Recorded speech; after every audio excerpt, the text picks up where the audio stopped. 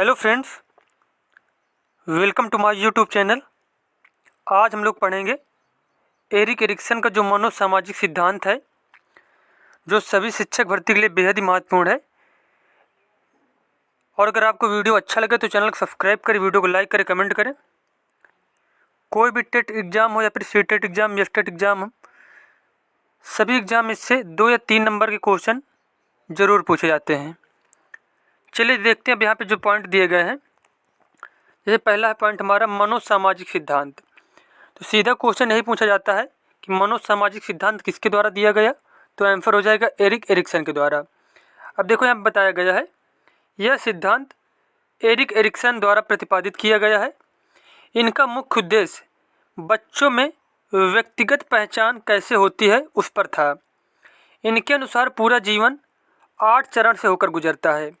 अब कई बार क्वेश्चन ये पूछा गया है कि बच्चों में व्यक्तिगत पहचान करने के लिए कौन सा सिद्धांत प्रतिपादित किया गया था, किसके द्वारा किया गया था, तो आंसर हो जाएगा मनोसामाजिक सिद्धांत। और इसके प्रतिपादनकर्ता कौन थे? एरिक एरिक्सन थे। और इनके अनुसार जो जीवन कितने चरणों में विभाजित होता है, तो आंसर हो जाएगा 8 चरणों में विभाजित होता है। 8 चरणों से होकर जो है पूरा जीवन गुजरता है। तो ये पॉइंट सभी आपको याद रखने हैं।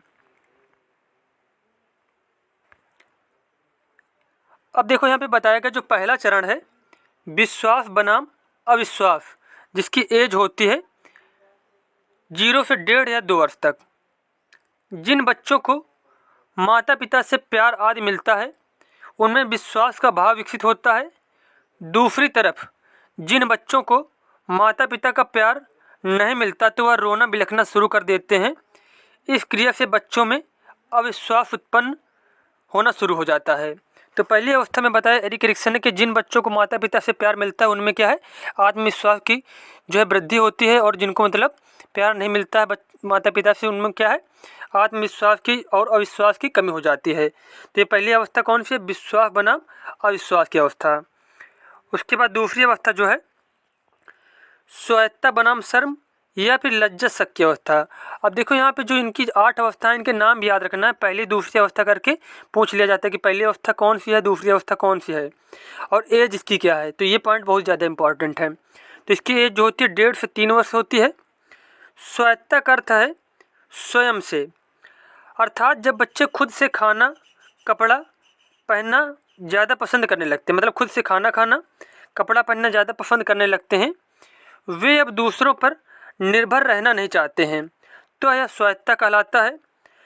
दूसरी ओर बहुत ही सख्त माता पिता जब काम करने पर डांटते हैं तो बच्चे अपने ही अंदर शक का अनुभव करने लगते हैं कि क्या मतलब हमें कुछ कमी है जो हम ये काम नहीं कर पा रहे हैं। तो ये दूसरी अवस्था हो गई हमारी।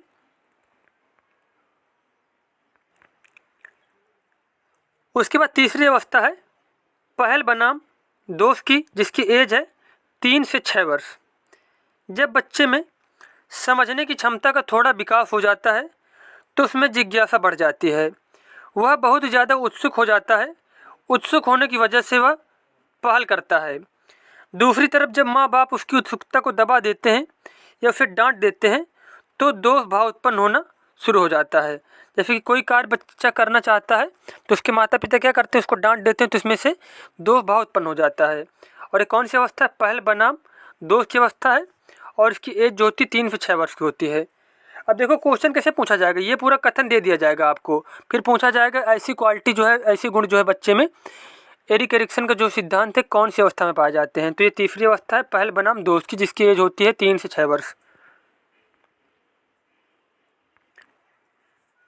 उसके बाद चौथी अवस्था है परिश्रम बनाम हीनता की, जिसकी एज है 6 से 12 वर्ष। और जो उत्तर बाल्य अवस्था होती है बच्चे में, तो क्या है, जो 6 से 12 वर्ष की जो एज होती है उत्तर बाल्य अवस्था की, वह इसकी भी होती है परिश्रम बनाम हीनता जो है चरण जो है। इस आयु में बच्चा माँ बाप का हर काम करने की कोशिश करता है, अतः इसे परिश्रम कहते हैं। दूसरी तरफ अगर आपने बच्चे को कोई काम दिया और उस बच्चे की काम करने की क्षमता कम है तो वह उस काम को नहीं कर पाएगा, इसलिए उसमें हीनता आनी शुरू हो जाती है। जाहिर सी बात है, अगर बच्चे को कोई चीज़ बोला गया कि ये काम करो और वो नहीं कर पा रहा है तो इसमें क्या है, हीनता की भावना आएगी कि मतलब हम क्या है, कमज़ोर हैं, हम ये कार्य नहीं कर पा रहे हैं। तो यह कौन सी अवस्था है? यह चौथी अवस्था है। अगला है जो अवस्था, पाँचवीं अवस्था है पहचान बनाम भ्रांति की। 12 से 18 वर्ष इसकी एज होती है। और किशोरावस्था, जो किशोरावस्था की एज होती है वही इसकी एज होती है। इस आयु में बच्चों में अपनी पहचान बनाने की बहुत ज़्यादा उत्सुकता होती है। दूसरी तरफ जब बच्चे उद्देश्यपूर्ण काम नहीं करते तो उनके पास बहुत सारे रास्ते खुल जाते हैं।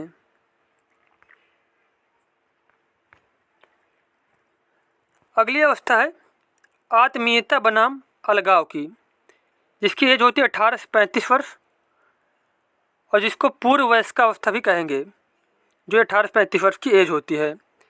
आत्मीयता में आदमी दूसरों के साथ घनिष्ठ संबंध बनाता है। घनिष्ठ संबंध होने की वजह से वह दूसरों के साथ मिलजुल कर रहता है, जिसे आत्मीयता कहते हैं। दूसरी तरफ जब आदमी दूसरों के साथ घनिष्ठ संबंध नहीं बना पाता तो वह सबसे अलग रहता है, जिसे अलगाव कहते हैं। अब क्वेश्चन आपसे ऐसे पूछा जाएगा कि जब लोग जो है किसी के साथ घनिष्ठ संबंध बनाते हैं तो उसे क्या कहते हैं, तो उसे आत्मीयता कहा जाएगा।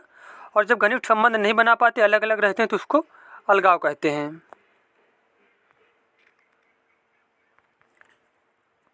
अगली अवस्था है जननात्मकता बनाम स्थिरता की, जिसकी एज है 35 से 65 वर्ष, जो मध्य वयस्कावस्था की एज होती है। जननात्मकता में हम दूसरे लोगों के बारे में ज़्यादा सोचते हैं, दूसरों का भला करने की सोचते हैं। दूसरी तरफ जब लोगों में इस सोच का विकास नहीं होता तो उनमें स्थिरता आ जाती है।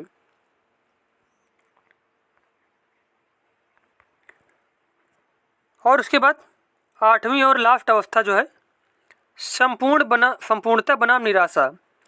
65 से ऊपर इसकी एज होती है। इस उम्र में आदमी की अधिकतम इच्छाएं पूर्ण हो चुकी होती हैं। वह अब अपने भविष्य की बजाय अपने बीते दिनों को याद करता है, उसकी कितनी सफलताएं हुई और कितनी असफलताएं हुई। यदि उसकी सफलताएं ज़्यादा मिलती हैं तो उसे संपूर्णता कहते हैं। अगर किसी ने ज़्यादा सफलताएं हासिल नहीं की तो उसे उसमें निराशा आ जाती है। तो ये हमारा जो है एरिक एरिक्सन का सिद्धांत कंप्लीट हो गया। मिलते हैं नेक्स्ट वीडियो में। धन्यवाद।